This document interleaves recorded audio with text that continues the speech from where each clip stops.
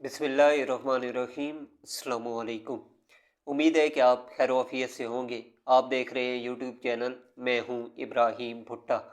آج ہم سب سے پہلے تو بات کریں گے کہ مشال یوسف زئی صاحبہ نے اڈیالہ جیل کے سپریڈنٹ اور ڈپٹی سپریڈنٹ کے خلاف درخواست دائر کر دی ہے، اس حوالے سے بات کریں گے۔ اس کے علاوہ شہباز شریف صاحب کی قومی اسمبلی آمد پر پی ٹی آئی ارکان نے احتجاج کیا ہے، اس حوالے سے بھی بات کریں گے۔ اور اس کے علاوہ خیبر پختونخوا یونیورسٹیز کے گورنر کے بجائے وزیر اعلیٰ خیبر پختونخوا یونیورسٹی کے چانسلر بن گئے ہیں، اس حوالے سے بھی بات کریں گے۔ اور اس کے بعد 26 نومبر احتجاج، پی ٹی آئی کے 28 کارکنان کی ضمانت منظور ہو گئی ہے، اس حوالے سے بات کرتے ہیں۔ اور لاسٹ میں ہم بات کریں گے کہ حکومت مخالف اتحاد کا فروری میں اے پی سی بلانے پر غور شروع کر دیا ہے، اس حوالے سے بات کریں گے۔ سب سے پہلے تو ہم خبر شامل کرتے ہیں کہ مشال یوسف زئی صاحبہ نے اڈیالہ جیل کے سپریڈنٹ اور ڈپٹی سپریڈنٹ کے خلاف درخواست دائر کر دی ہے اسلام آباد ہائی کورٹ میں۔ اس سے پہلے آپ سے ریکویسٹ ہے کہ چینل کو ضرور سبسکرائب کریں، بیل آئیکن کو پریس کرنا مت بھولیے گا۔ ویڈیو آپ کو پسند آئے تو ویڈیو کو لائک اور شیئر ضرور کیجیے اور کامنٹ سیکشن میں اپنی رائے ضرور دیجیے۔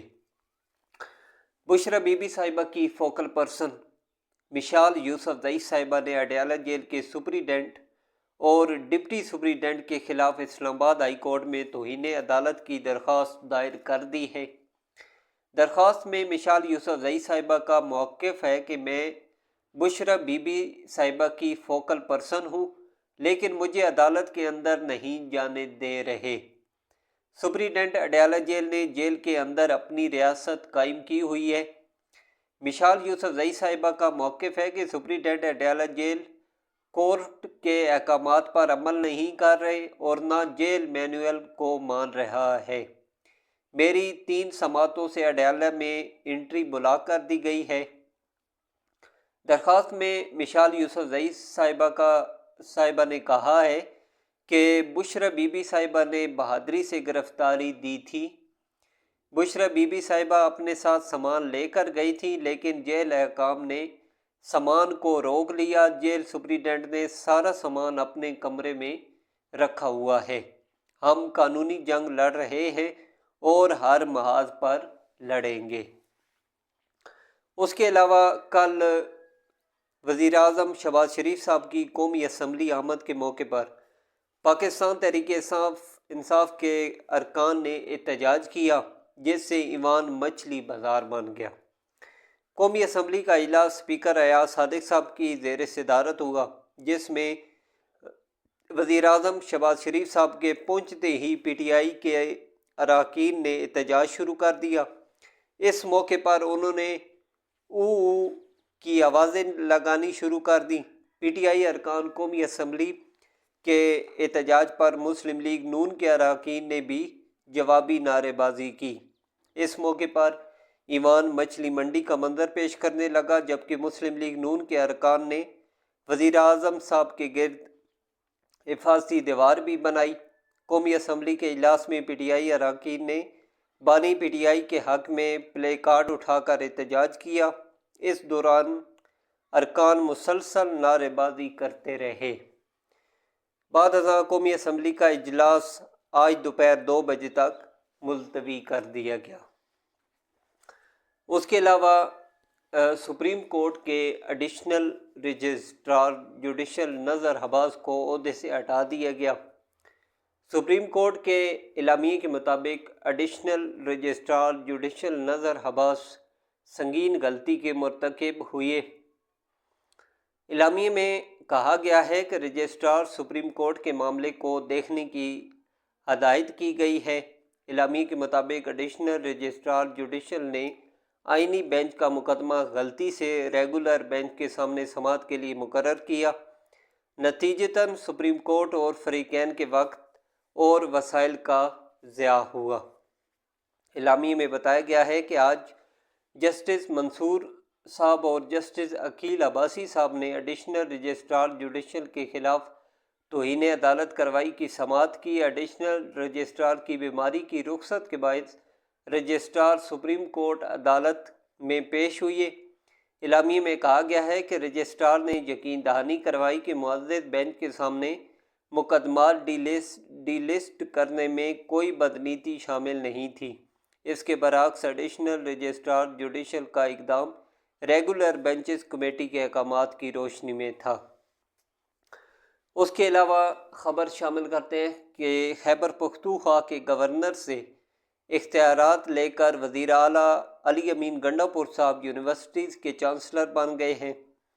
گزشتہ دنوں خیبر پختونخوا اسمبلی نے خیبر پختونخوا یونیورسٹیز ترمیمی بل 2024 پاس کر کے گورنر کو منظوری کے لیے بھیجا تھا۔ گورنر نے اعتراض لگا کر بل واپس کر دیا تھا۔ کل اسمبلی سیکریٹریٹ نے خیبر پختونخوا یونیورسٹیز ترمیمی بل 2024 باقاعدہ قانون بننے کا نوٹیفیکیشن جاری کر دیا، جس کے تحت خیبر پختونخوا میں جامعات کے چانسلر اب وزیر اعلیٰ ہوں گے۔ اس سے قبل گورنر تمام یونیورسٹیز کے چانسلر تھے اور ایکٹ کے بعد یہ اختیارات وزیر اعلیٰ کو منتقل ہو گئے۔ قانون کے تحت اب وزیر اعلیٰ علی امین گنڈا پور صاحب کو یہ اختیار حاصل ہوگا کہ وہ اکیڈمک سرچ کمیٹی کی تجویز کردہ 3 ناموں میں سے کسی ایک کو وائس چانسلر مقرر کریں۔ قانون کے مطابق وائس چانسلر کی تقرری کا دورانیہ 4 سال مقرر کیا گیا ہے۔ اگر کارکردگی غیر تسلی بخش ہو تو یہ مدت کسی بھی وقت ختم کی جا سکتی ہے۔ اس کے علاوہ بات کرتے ہیں کہ اسناد دہشت گردی عدالت اسلام آباد نے 26 نومبر احتجاج کے کیسز میں پاکستان تحریک انصاف کے 28 کارکنان کی ضمانت منظور کر لی ہے۔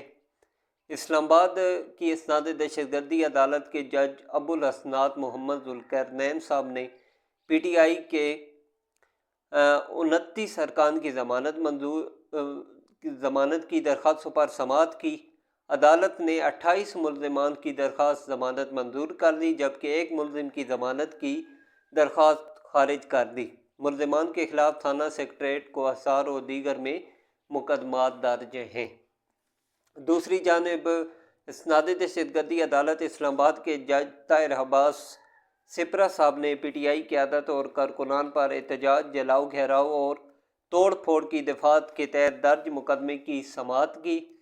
پی ٹی آئی رہنما فیصل جاوید خان صاحب کی جانب سے دہشت گردی کی دفعات کے اخراج کے لیے دائر درخواست پر دلائل نہ ہو سکے۔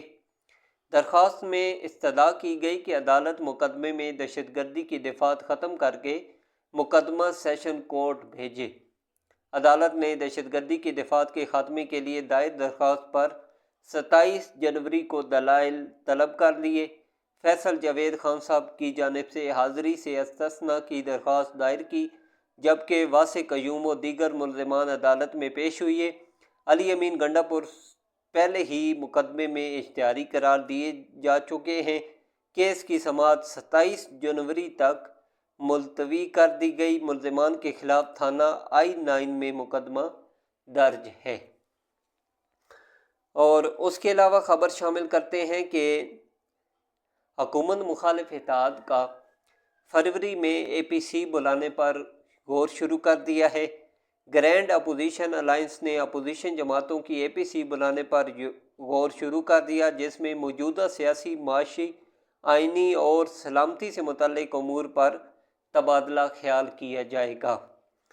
ذرائع کے مطابق اپوزیشن قیادت نے ملک کو درپیش چیلنجز سے نپٹنے کے لیے جمہوری قوتوں کو مشترکہ پلیٹ فارم کے تحت متحد ہونے کی ضرورت پر زور دیتے ہوئے کہا کہ اپوزیشن اتحاد کا ایجنڈا آئین کی بالادستی اور قانون کی حکمرانی کو بحال کرنا ہے۔ کانفرنس میں وکلاء، ماہرین تعلیم، کسانوں، سول سوسائٹی سمیت مختلف شعبوں سے تعلق رکھنے والے افراد کو مدعو کیا جائے گا۔ ग्रैंड अपोजिशन अलायंस दीगर जमातों के साथ मिलकर न सिर्फ हुकूमत की गफलत के बायस मुल्क में जारी बहरानों पर गौर करेगा, बल्कि इससे निपटने और मुल्क को दुरुस्त सिमत में गमज़न करने के लिए अपना किरदार अदा करेगा। ज़राए का कहना है कि अपोजिशन इत्तेहाद की पीपल्स पार्टी के साबिक़ा सीनेटर मुस्तफ़ा नवाज़ खोखर साहब से मुलाकात में APC बुलाने का मामला ज़ेर बहस आया। पिछले कुछ दिनों से अपोजिशन इत्तेहाद ने मुख्तलिफ सियासी जमातों और रहनुमाओं से रब्ता किया है ताकि मुल्क में जारी सियासी सूरत हाल पर तबादला ख्याल करके मसाइल से निकलने का कोई हल फराहम किया जा सके। ज़राए का ये भी कहना है कि अपोजिशन इत्तेहाद PTI के साबिक़ा रहनुमा फवाद चौधरी साहब से भी रब्ता कर सकता है और उन्हीं इत्तेहाद में शामिल होने का कह सकता है। क्योंकि फवाद चौधरी साहब की PTI में वापसी का अभी तक फैसला नहीं हुआ, इसलिए वो ग्रैंड अपोजिशन अलायंस में शामिल होकर मुयस्सर किरदार अदा कर सकते हैं। अगली वीडियो में आपसे दोबारा मुलाकात होगी। अपना ख्याल रखिएगा। इजाज़त दीजिए। अल्लाह हाफ़िज़।